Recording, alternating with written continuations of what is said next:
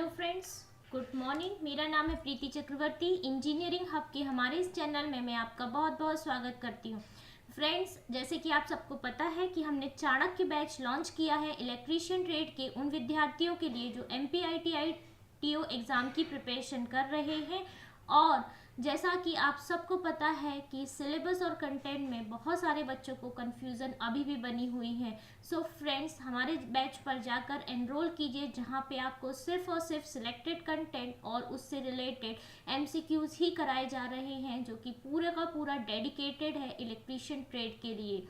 हमारे इस कोर्स में आपको live classes plus recorded videos तो मिलेंगे ही मिलेंगे, साथ ही साथ MCQs भी मिलेंगे जो हर टॉपिक के साथ मैं कराती रहती हूँ। नोट्स और PDF जैसा कि आप जानते ही हैं कि मैं आपको बायलिंगुअल प्रोवाइड करा रही हूँ। और भी जानकारी के लिए आप कॉल या व्हाट्सएप कर सकते हैं हमारे दिए हुए स्क्रीन पर जो नंबर शो हो रहा है उस पर। सो जाइए, डाउनलोड कीजिए इंजीनियरिंग हब की एंड्रॉयड ऐप को और अपनी सीट को सुनिश्चित कीजिए। साथ ही साथ अभी जन्माष्टमी के ऑफर में 30% ऑफ भी दिया जा रहा है। सो अभी जाइए और इस ऑफर का लाभ उठाइए। फ्रेंड्स, साथ ही साथ मैं आपको एक चीज़ और बताना चाहती हूँ कि बहुत सारे विद्यार्थियों का ये कहना है कि मैम प्लीज़ आप फीस को कम कर दीजिए। लेकिन फ्रेंड्स, आप ये देखिए कि अगर मैं डेली 3 से 4 घंटे की क्लासेस प्रोवाइड करा रही हूँ तो उसके पीछे मेरी कितनी मेहनत होगी। मुझे 11 से 12 घंटे की मेहनत बैकएंड में करनी होती है, तब जाके आपके लिए एक सिलेक्टेड और कंपाइल्ड हम कंपोनेंट आपको जो कोर्स है उसका कंटेंट हम आपको दे पाते हैं। सो प्लीज़ फ्रेंड्स, हमारी इस मेहनत को समझिए और हमारे साथ आप इस एफर्ट्स में आप हमारा साथ दीजिए। मेहनत तो आपको करनी ही है, लेकिन आपके हिस्से की डबल मेहनत मैं आपको करके दे रही हूँ। तो अपनी मेहनत के साथ साथ मेरी मेहनत को भी रंग लाइए और अपनी सीट को पक्का कीजिए। फ्रेंड्स, चलिए आगे बढ़ते हैं। कल हमने रेजिस्टेंस के बारे में पढ़ा था, रेजिस्टेंस की डेफिनेशन को जाना था, ओम्स लॉ किया था और ओम्स लॉ के क्वेश्चंस को भी हमने कुछ क्वेश्चंस को सॉल्व किया था, जिससे हमारा ओम्स लॉ से अब कोई भी क्वेश्चन आएगा तो आई होप आप कर लेंगे। फ्रेंड्स, अगर मैंने आपको ये कहा था कि हमारा जो रेजिस्टेंस है वो हमारे जो करंट है उसको क्या करता है, रेजिस्ट करता है, तो ये जो रेजिस्टेंस है ये किन्हीं चीज़ों पर तो डिपेंड करता होगा। यस मैम, डिपेंड करता होगा। तो चलिए आज हम यही जानते हैं कि हमारा जो रेजिस्टेंस है वो किन किन चीज़ों पे डिपेंड करता है। शायद मैंने कल की क्लास में आपको बताया था कि अगर मैं एक कंडक्टर लेती हूँ सो इस कंडक्टर में हम सप्लाई तो देते हैं, हम ये सप्लाई देंगे, ये हमारा वोल्टेज है जिससे हमारा करंट आई रहेगा और इसमें क्या रहेगा, हमारा रेजिस्टेंस रहेगा। अब फ्रेंड्स, अगर मैं ये कहती हूँ कि जो तार है या जो कंडक्टर है, ये जो हमारा कंडक्टर है, ये कंडक्टर पे ही पूरा का पूरा क्या करता है, हमारा रेजिस्टेंस डिपेंड करता है। क्योंकि अगर ये कंडक्टर इतना लंबा होगा तो हमें रेजिस्टेंस की ज़रूरत ज़्यादा पड़ेगी। अगर ये कंडक्टर छोटा रहेगा तो हमें रेजिस्टेंस की ज़रूरत कम पड़ेगी। अगर ये कंडक्टर मोटा रहेगा तो भी हमें रेजिस्टेंस की ज़रूरत ज़्यादा पड़ेगी, कम पड़ेगी। और अगर ये रेजिस्टेंस पतला होगा तो हमारे रेजिस्टेंस। अब आप कहेंगे कि मैम ये कैसे पता चलता है। सबसे पहले देखिए फ्रेंड्स, जो हमारा वायर होती है तो हमारा रेजिस्टेंस जो होता है उसके डायरेक्टली प्रोपोर्शनल होता है। मैं यहाँ पे आप लोगों को एक बार फिर से बना के समझा देती हूँ।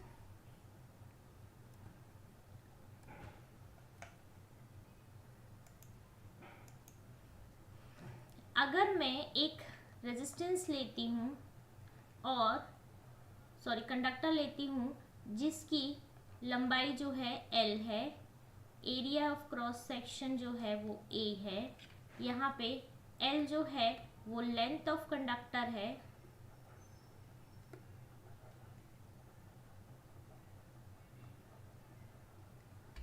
A जो है वो एरिया ऑफ क्रॉस सेक्शन है,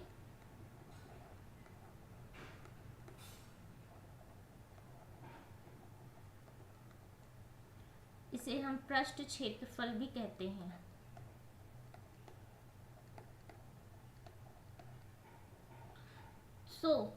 अगर हम लॉज देखें तो लॉ हमारा ये कहता है, पहला लॉ कहता है कि आर जो है वो एल के डायरेक्टली प्रोपोर्शनल होता है फ्रेंड। यानी कि मैंने आपको कल भी बताया था, प्रोपोर्शनैलिटी का मतलब कि आर के बढ़ने पे एल बढ़ेगा, आर के घटने पे एल घटेगा। यानी जितनी लंबी वायर होगी आर भी हमें क्या चाहिए, उतना ज़्यादा, क्योंकि अगर सिर्फ रेजिस्टेंस इतने में काम करेगा, इतने में काम नहीं करेगा तो ऐसा हो ही नहीं सकता। इसीलिए जितनी लंबी हमारी वायर होगी उतना ही ज़्यादा हमें क्या करना पड़ेगा, हमारा रेजिस्टेंस चाहिए होगा। अब हमारा सेकेंड फॉर्मूला बोलता है कि आर जो है वो एरिया की इन्वर्सली प्रोपोर्शनल होता है। ये हमारा सेकेंड फॉर्मूला है, ये सेकेंड फॉर्मूला। यानी कि आर जो है जितना मोटा हमारा वायर होगा आर उतना ही कम होगा। आर के एरिया के बढ़ने पे आर जो है वो कम होगा। इन्वर्सली का मतलब उसका अपोजिट होता है, व्युत्क्रमानुपाती होता है। यानी किसी एक चीज के घटने पर दूसरी चीज बढ़ती है या किसी चीज के बढ़ने पे दूसरी चीज घटती है। आई होप आपको समानुपाती और व्युत्क्रमानुपाती, प्रोपोर्शनैलिटी और रिवर्स प्रोपोर्शनैलिटी का अंतर समझ में आ गया होगा। फ्रेंड्स, अगर मैं इक्वेशन नंबर 1 और इक्वेशन नंबर 2 को कंबाइन करती हूँ तो R जो है वो इन्वर्सली प्रोपोर्शनल होता है L इंटू 1/A के, और इसे हम सॉल्व करेंगे तो R जो है वो इन प्रोपोर्शनल होता है L/A के। अब मैंने कल आपको बताया कि जब हम प्रोपोर्शनैलिटी हटाते हैं तो कोई एक कांस्टेंट होता है जो कि हमें क्या करता है, अब उसको रिप्लेस करता है, और यहाँ पे वो कांस्टेंट है फ्रेंड्स हमारा रो। ये है हमारा रो के रिस्पेक्ट में फॉर्मूला। अब ये रो क्या है, रो यहाँ पे फ्रेंड्स रो है हमारी स्पेसिफिक रेजिस्टिविटी, स्पेसिफिक रेजिस्टेंस,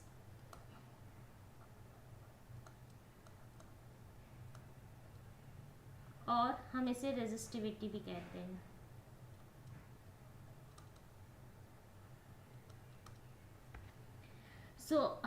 अब यहाँ से हमें एक नई टर्म मिल गई है रो। तो चलिए फ्रेंड्स, अब हम इसे आपको मैं बता देती हूँ। सबसे पहले रेजिस्टेंस जो है, इस फॉर्मूले के अनुसार रेजिस्टेंस किन किन चीज़ों पे डिपेंड करता है।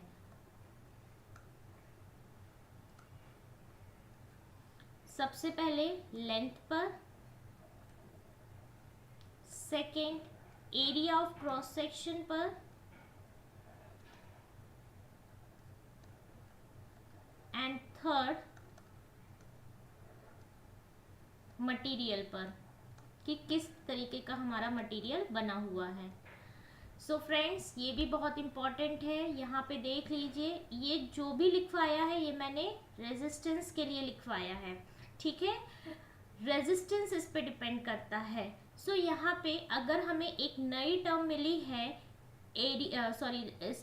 रो, जिसे हमने स्पेसिफिक रेजिस्टेंस या रेजिस्टिविटी का नाम दिया है, तो चलिए इसे जान लेते हैं कि ये एक्चुअली में क्या होता है। आई होप यहाँ तक आपको क्लियर होगा। चलिए पहले मैं इसकी डेफिनेशन पढ़ देती हूँ। किसी चालक की 1 सेंटीमीटर लंबे और 1 वर्ग सेंटीमीटर कटाक्ष क्षेत्रफल क्रॉस सेक्शनल एरिया वाले टुकड़े को रेजिस्टेंस उस चालक पदार्थ का स्पेसिफिक रेजिस्टेंस कहलाता है। इसे ओम सेंटीमीटर में व्यक्त किया जाता है। इसे रेजिस्टिविटी भी कहते हैं। मुझे समझ में आ गया होगा कि मतलब आपको समझ में आ गया होगा कि इसमें बहुत सारी टेक्निकल लैंग्वेज दी हुई है। चलिए फ्रेंड्स, मैं आपको क्या करती हूँ, इसे थोड़ा सा सिंप्लीफाई करके बताती हूँ कि हमारी डेफिनेशन एक्चुअली में क्या कहने वाली है। तो सबसे पहले देखिए, किसी चालक के, यानी कि हमें एक चालक ड्रॉ करना होगा 1 सेंटीमीटर लंबे, लेंथ हमें 1 सेंटीमीटर लेनी होगी, और एरिया 1 वर्ग सेंटीमीटर कटाक्ष क्षेत्रफल यानी एरिया ऑफ क्रॉस सेक्शन जो है वो हमारा 1 सेंटीमीटर होता है। तो चलिए, अभी हमने फॉर्मूला क्या बनाया था, हमने जो फॉर्मूला बनाया था फ्रेंड्स वो था हमारा R is equals to rho L/A, यही फॉर्मूला था, और R की यूनिट हमें पता है ओम होती है। अब इसी फॉर्मूले को मैं थोड़ा सा और सिंप्लीफाई करूं और स्पेसिफिक रेजिस्टिविटी का फॉर्मूला बनाऊं तो ये हो जाएगा R is into A upon L. ये हो जाएगा, यस मैम हो जाएगा। चलिए इसकी यूनिट भी निकाल लेते हैं। ओम इंटू एरिया की मीटर होती है metre square upon metre, metre से मीटर कैंसल हो जाएगा। सो रो की यूनिट होती है ओम मीटर। ठीक है, ये तो हमने रो की यूनिट निकाल ली। लेकिन अगर मैं आपसे ये कहूं कि अब इस जो ये दिया हुआ है इसका मतलब क्या है। देखिए फ्रेंड्स, ये मेरा फॉर्मूला है। अगर इस फॉर्मूले में, इस फॉर्मूले के अकॉर्डिंग में A is equals to 1 metre square, या अगर, क्योंकि मैंने यहाँ यूनिट मीटर में ली है इसलिए मैंने यहाँ पे मीटर रखा है। अगर आप यूनिट सेंटीमीटर में लेना चाहें तो आप सेंटीमीटर में ले सकते हैं, ये डिपेंड करता है क्वेश्चन के according. L is equals to 1 metre अगर हम लेते हैं तब यहाँ पे वैल्यू पुट कीजिए फ्रेंड्स, तो ये हो जाएगा rho is equals to R into 1 metre square upon 1 metre, correct. और इसे और सॉल्व करेंगे तो rho is equals to R हो जाएगा। यानी अगर कोई कंडक्टर मेरे पास है जिसका एरिया जो है वो 1 मीटर स्क्वायर है और लेंथ जो है वो 1 मीटर ले लेते हैं, तो उस चालक पदार्थ का स्पेसिफिक रेजिस्टेंस जो है वो किसके बराबर हो जाता है, हमारे रेजिस्टेंस के बराबर हो जाता है। किसके बराबर हो जाता है, हमारे रेजिस्टेंस के बराबर हो जाता है। आई होप आप लोगों को क्लियर होगा। अब फ्रेंड्स देखिए, जो एग्जामिनर आपको क्वेश्चन घुमा के देगा वो मैं आपको बता देती हूँ। एग्जामिनर हमसे पूछेगा कि जो स्पेसिफिक रेजिस्टेंस या रेजिस्टिविटी होती है वो किस पे डिपेंड करती है, किस पे डिपेंड करती है फ्रेंड्स। देखिए, जब हमने यहाँ पे स्पेसिफिक रेजिस्टेंस का फॉर्मूला लगाया था तब मैंने कहा था एरिया 1 मीटर होना चाहिए और L 1 मीटर होना चाहिए, यानी ये दोनों चीज़ें तो हट गई। तो इसका मतलब कि रो जो है वो लेंथ और एरिया पे डिपेंड नहीं करता। बहुत अच्छे से याद रखिएगा, रेजिस्टेंस लेंथ और एरिया पे डिपेंड करता है, लेकिन स्पेसिफिक रेजिस्टेंस लेंथ और एरिया पे डिपेंड नहीं करता। वो डिपेंड करता है कि हमारा मटेरियल क्या है। और इस वीडियो के की जब PDF आपको अवेलेबल की जाएगी तो मैं आपको एक टेबल बना के दूंगी जिसमें सारे मटेरियल की स्पेसिफिक रेजिस्टिविटी दी हुई है और वो क्वेश्चन भी आया हुआ है। वो आप 3-4 बार उसे अपने गो थ्रू करेंगे। उसको लर्न करने की तो हालांकि ज़रूरत नहीं होगी, आप उसको 1 बार देखेंगे, 2 बार देखेंगे, 3 बार देखेंगे, डेली देखेंगे तो आपको याद हो जाएगी। फ्रेंड्स, आई होप आपको ये चीज़ समझ में आ गई होगी कि जो रेजिस्टेंस होता है वो किस पे डिपेंड करता है, लेंथ पर, एरिया पर और हमारे लेंथ पर, एरिया पर और मटेरियल पर जो हमारी स्पेसिफिक रेजिस्टिविटी होती है वो लेंथ, एरिया पर डिपेंड नहीं करती, वो मटेरियल पे डिपेंड करती है। ठीक है, आई होप आपको ये चीज़ क्लियर हो गई होगी। चलिए अब हम क्वेश्चन नंबर 1 पे आते हैं और क्वेश्चन नंबर 1 मैं आपको रीड करके बता देती हूँ। क्वेश्चन नंबर 1 बोल रहा है, एक कॉपर का बना हुआ तार है जिसकी लंबाई L मीटर है तथा क्षेत्रफल A मीटर स्क्वायर है। वहीं दूसरे कॉपर का तार है जिसकी लंबाई 2L मीटर व एरिया A/2 मीटर स्क्वायर है। तो दोनों तारों की प्रतिरोधकता का अनुपात ज्ञात कीजिए। आई होप आपको समझ में आया होगा कि मैंने आपको क्या, ये क्वेश्चन क्या बोलना चाह रहा है। नहीं समझ में आया तो चलिए इसको हम क्या करते हैं, सिंप्लीफाई करते हैं। मैंने कल भी क्वेश्चन बताया था कि क्वेश्चन को एक बार पढ़ना है, उसमें दिया हुआ डेटा को सबसे पहले हमें नोट करना होता है कि हमें गिवन क्या क्या है। अगर हम उस चीज़ को एक बार नोट कर लेते हैं तो हमें दिमाग में हमारे ये आ जाता है कि हमें कौन सा फॉर्मूला लगाना है। तो चलिए, सबसे पहले इस क्वेश्चन के अनुसार हमारे पास 2 कॉपर की वायर हैं। कितनी कॉपर की वायर है? 2 कॉपर की वायर है। कॉपर वायर नंबर 1 और दूसरी वायर नंबर 2।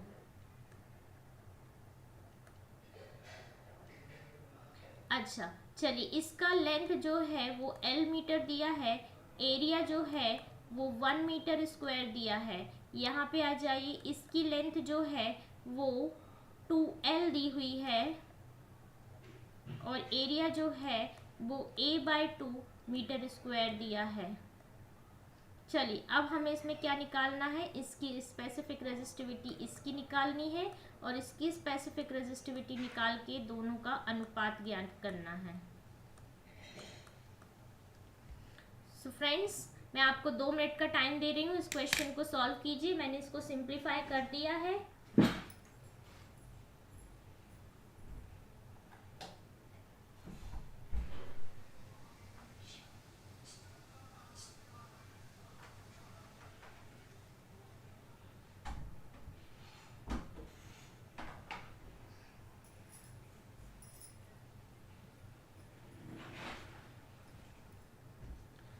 सो फ्रेंड्स, क्या आपने सॉल्व किया? मुझे पता है कि मोस्टली बच्चों ने इसे सॉल्व करने के लिए रो ए R इंटू A/L इसके लिए लगाया होगा और रो A/2 इंटू R/2L ये लगाया होगा।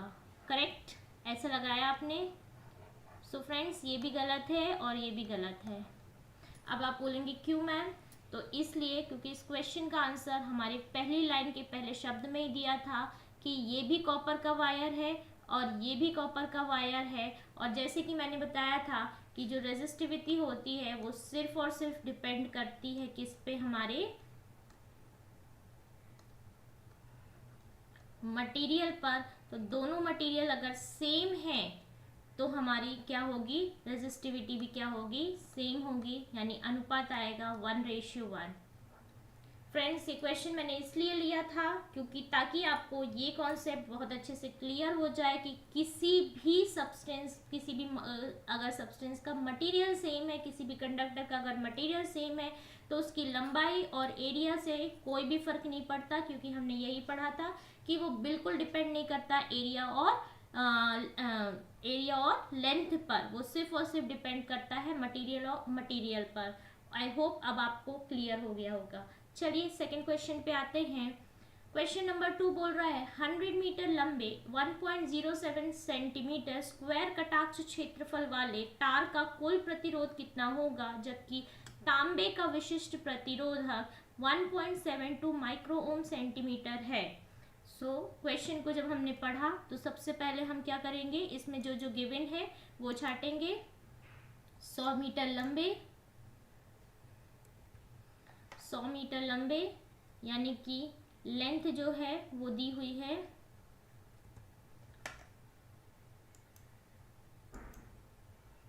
यहाँ पे लेंथ दी हुई है। फिर उसके बाद 1.07 सेंटीमीटर स्क्वायर यानी कि क्षेत्रफल यानी एरिया दिया हुआ है। रेजिस्टेंस हमें निकालना है, प्रतिरोधक हमें दिया हुआ है। सो चलिए हम इसको सॉल्व करते हैं।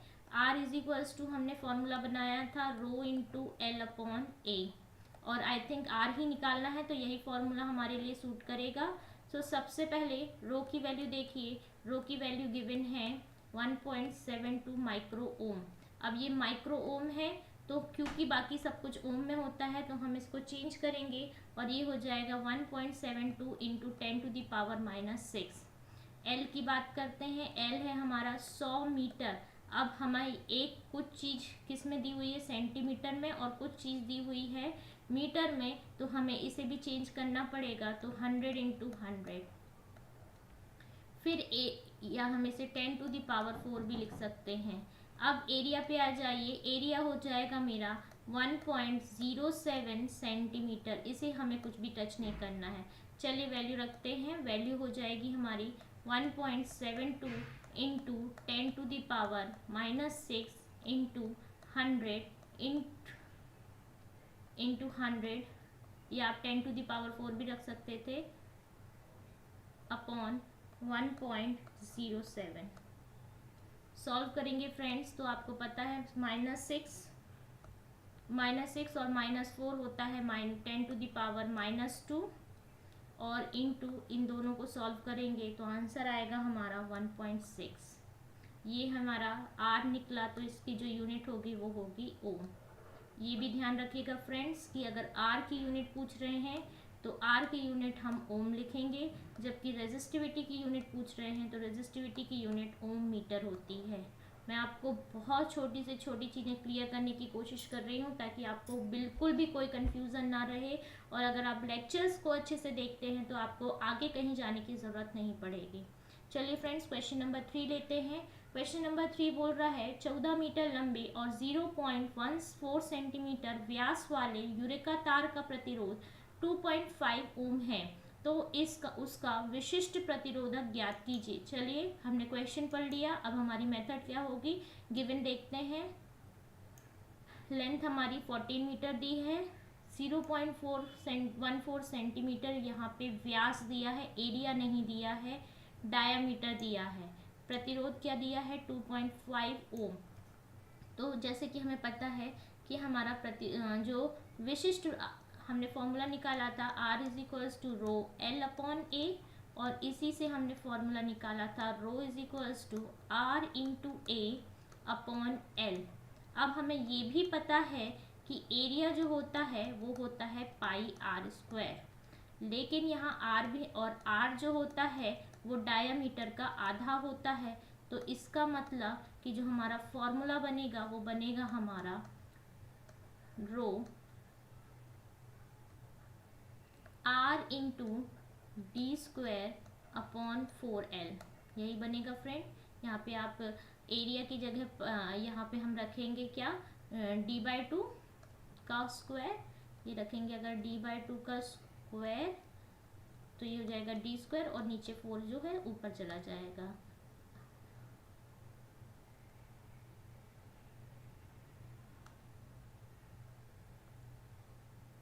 ये रफ कर देती हूँ, अदरवाइज आपको प्रॉब्लम होगी।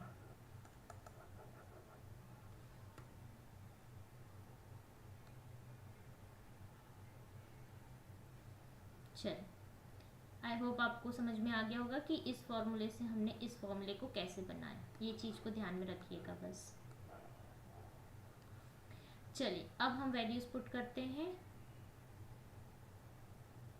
सॉरी यहाँ रो नहीं आएगा, रो इज इक्वल्स टू, ठीक है। अब यहाँ वैल्यूज पुट कीजिए, आर की वैल्यू क्या दी हुई है, रो इज इक्वल्स टू जो हमारा पहले आर देख लीजिए, आर है 2.5 ओम में ही है, उसको चेंज करने की कोई ज़रूरत नहीं है। फिर यहाँ पे आ जाइए मल्टीप्लाई, डी कितना दिया है 0.14, इसे 2 बार करना पड़ेगा, 0.14 अपॉन 4। लेंथ हमें 14 मीटर दी है, हमें इसे सेंटीमीटर में चेंज करना होगा, सो हमारा ये हो जाएगा इंटू 100। फ्रेंड्स आप इसे सॉल्व करेंगे तो आंसर आएगा 27.5 into 10⁻⁻6 ohm centimetre. I hope आपको बहुत अच्छे से अब आपको ये क्वेश्चन समझ में आने लगे होंगे, और आप इसके क्वेश्चंस को हम कुछ और प्रैक्टिस, जब हम MCQ वाला क्वेश्चन जिस दिन हम लेक्चर करेंगे उसमें मैं और भी क्वेश्चंस इस तरीके से कराऊंगी ताकि आपके सारे कॉन्सेप्ट क्लियर हो जाएं। चलिए आगे बढ़ते हैं। अब अगर हमारे उसमें स्पेसिफिक रेजिस्टेंस है तो स्पेसिफिक रेजिस्टिविटी भी होगी। स्पेसिफिक रेजिस्टिविटी स्पेसिफिक रेजिस्टिविटी थी, और अगर रेजिस्टेंस है तो कंडक्टेंस का होना तो जाहिर सी बात है। अब कंडक्टेंस क्या होता है, देखिए फ्रेंड्स, अगर कोई चीज़ होती है जो हमें रोकता है तो हम हमारे पास कोई ऐसी चीज़ भी होनी चाहिए जो उसको ईजिली फ्लो कराए, है ना, ताकि सर्किट में अगर कभी कम ऐसा हो रहा है कि रुकावट आ रही है, बहुत ज़्यादा रुकावट आ रही है या बहुत कोई प्रॉब्लम आ रही है, तो हमारा करंट जो है वो सुगमता से चले। तो उसके लिए हमें कंडक्टेंस लगाने की, अगर हमें रोकना है तो हमें रेजिस्टेंस लगाना होगा, और अगर हमें सुगमता चाहिए है तो हम क्या लगाएंगे, कंडक्टेंस लगाएंगे। जो रेजिस्टेंस होता उल्टा होता है वो होता है कंडक्टेंस। यहाँ पे जी जो होता है वो कंडक्टेंस को शो करता है। इससे मैं फॉर्मूला बना सकती हूँ G is equals to, sorry यहाँ प्रोपोर्शनलिटी नहीं आएगी, इक्वल्स टू आएगा, G is equals to 1/R। Resistance का उल्टा जो होता है वो होता है हमारा कंडक्टेंस, और इसी को हम लिख सकते हैं 1/ओम, या ओम इनवर्स भी लिख सकते हैं हम। और देखिए ओम की स्पेलिंग क्या होती है, OHM, और हम इसे लिख सकते हैं MHO, यानी जी की यूनिट क्या होती है, मो। हर चीज़ में ये उल्टा, इसका साइन जो होता है वो होता है 1/ओम, और इसका मो का साइन होता है ये। ये दोनों चीज़ें हमारी किसके लिए होती हैं, कंडक्टेंस के लिए। ओके फ्रेंड्स, आपको कंडक्टेंस भी अच्छे से समझ में आ गया होगा। जो G होता है वो R का अपोजिट होता है।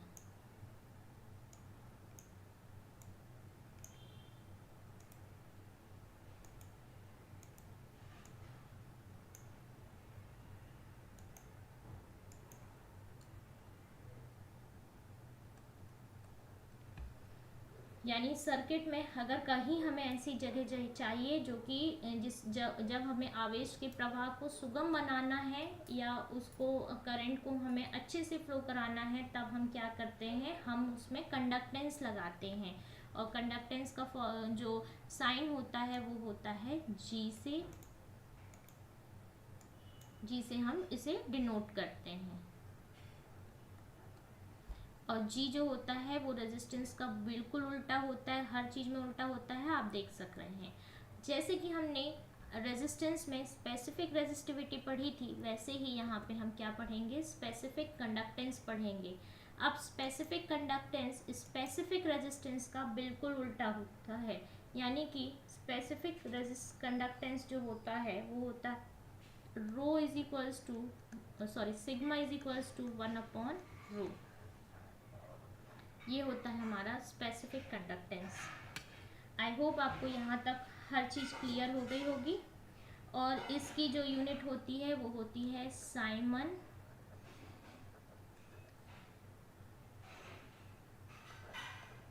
पर सेंटीमीटर। फ्रेंड्स, आई होप आपको अच्छे से सारी चीज़ें क्लियर हो गई होंगी। अगर आपको क्लास पसंद आती है तो please like share and subscribe कीजिए, और अभी जाकर एनरोल कीजिए, क्योंकि डेली 3 से 4 घंटे की क्लासेस हमारे ऐप के द्वारा अवेलेबल की जा रही हैं। और अगर आप एक भी दिन लेट करते हैं तो आप उतना पीछे होते जा रहे हैं। Friends, thank you and have a good day.